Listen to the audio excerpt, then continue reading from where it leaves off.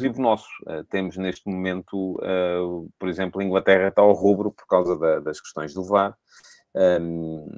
E depois, num dos lados, quer-se mais VAR, noutros quer-se menos VAR. Uns querem... Há quem se proponha, imagine-se, a supressão do VAR, porque o VAR vai estragar o futebol, imaginem só.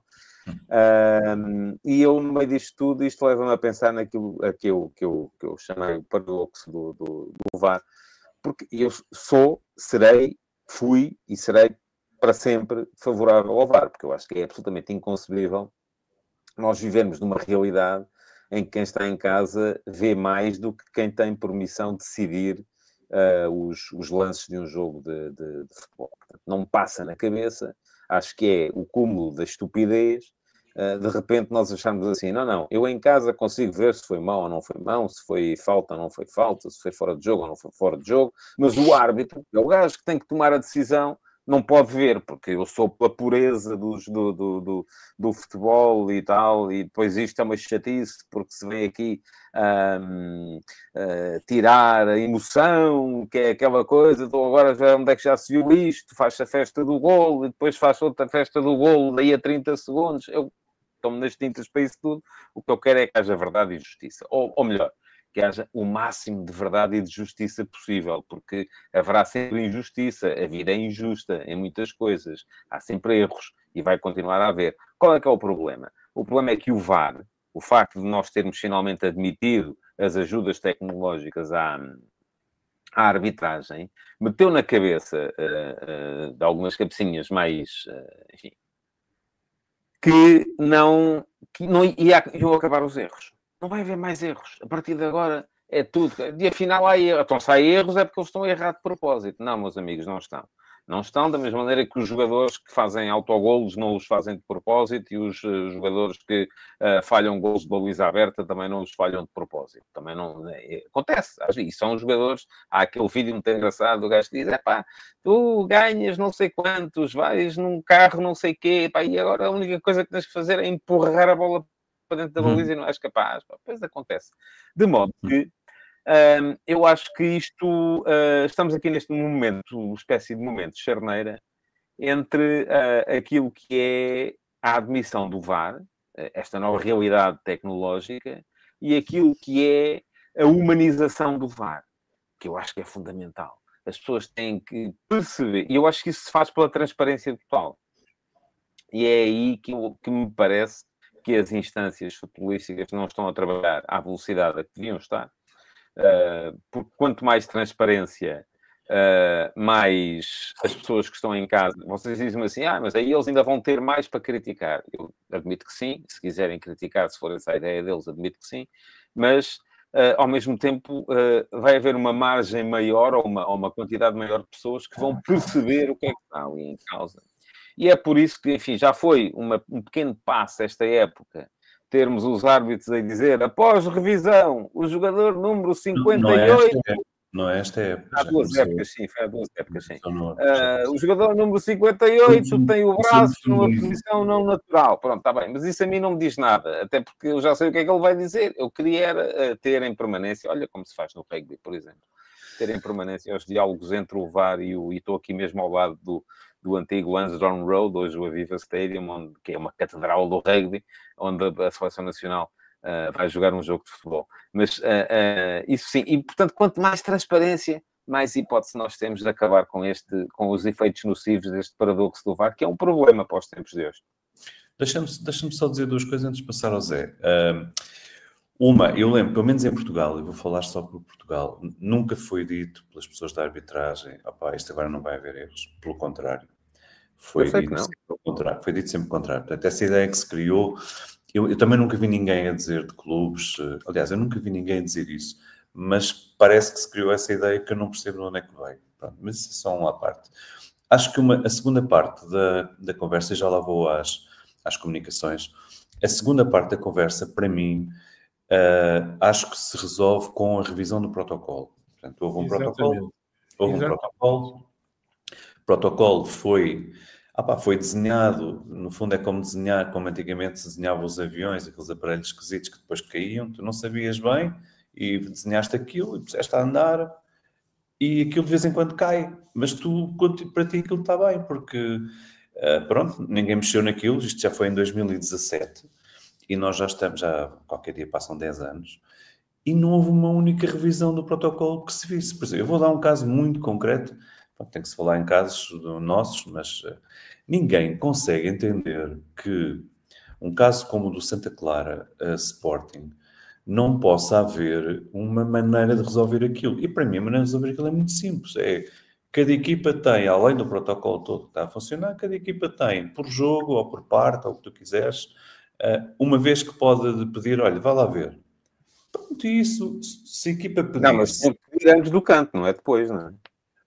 Não, tem que ser o canto. O canto é que é o problema. O canto, para mim, o canto é que é o problema. E tu devias poder fazer isso. Isto também faz parte do jogo, da tática do jogo. Dizer, epá, eu vou guardar esta minha possibilidade até ao fim do jogo ou não. E se eu vejo a 2 minutos do fim, um canto é uma coisa perigosíssima, não é? Aos 10 minutos não é perigoso, mas a 2 minutos do fim pode decidir o jogo.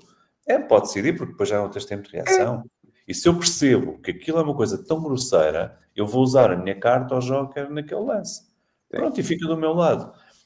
Pá, estou a dar uma hipótese, mas o que para mim é estranho é o protocolo com tanta gente a... Sabes o que é que para mim é estranho? Deixa-me só dizer isto. O que para mim é estranho, e eu acho sempre que os jornalistas não inventam, é de repente ter saído nos jornais todos, portanto isto, lá está, ou inventaram todos juntos, e não estás a ver aqui agora um gajo da bola, um gajo do jogo, um gajo do Record, junto dos três, e dizer, pá, vamos aqui inventar que o árbitro vai ser suspenso e tal, pelo Conselho de Arbitragem. António, isso não aconteceu. Portanto, houve alguém do Conselho de Arbitragem que meteu cá fora que o árbitro ia ser suspenso porque escolheu a marcação de um canto. Isso é absolutamente espantoso. Isso é uma outra questão. Não sou de levar para o lado nenhum. É para a maldade humana. É para a maldade humana. Mas isso é uma outra questão.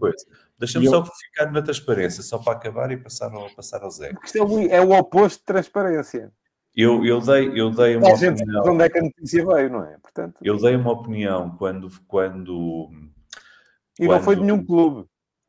Não foi. Quando foi decidido passar a publicar os relatórios dos árbitros, eu dei uma opinião e passámos a publicar a Federação, o Conselho de Arbitragem, mais concretamente, passou a publicar os relatórios dos árbitros. Tu lembras do tempo em que os relatórios dos árbitros, era uma coisa misteriosa, mas a partir do momento em que passassem a ser publicados, nunca mais ninguém quis saber daquilo. Depois, logo no início do VAR, porque é preciso ter memória, logo no início do VAR, foram publicados vários áudios cuja ideia era explicar um bocadinho como é que a coisa funcionava, de alguns casos, de alguns jogos. E isso não foi suficiente. Porquê? Porque as pessoas, a minha opinião é, nunca vão estar suficientes. Nunca vai ser, nada vai ser suficiente. Porque eles precisam de uma explicação para a sua equipa não ganhar. E, portanto, isto não é nada racional.